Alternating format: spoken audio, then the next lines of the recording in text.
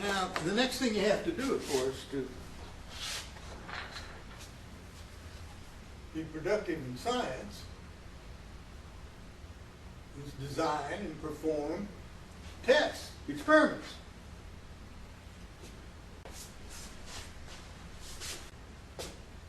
Designed to see if your hypothesis is correct or not. And associated with that, the methods you use have got to produce good data.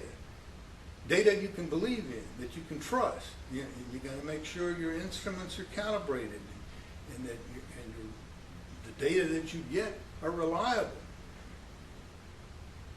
That's a big problem with science experiments you have to do in school, because lots of times you're asked to draw conclusions and so forth, and the data is pretty messy.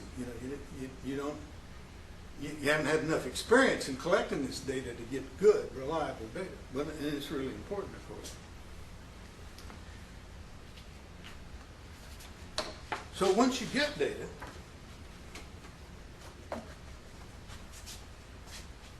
you have to analyze it.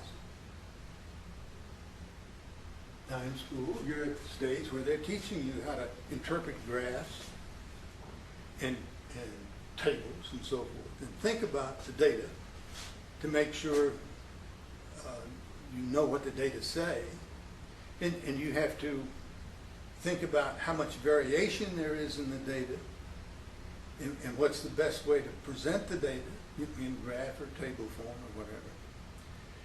And you also need to think about the magnitude of the effect. You can get an effect of your treatment that's so small that it doesn't mean much. It doesn't have much practical value. So all of these things have to be taken into account.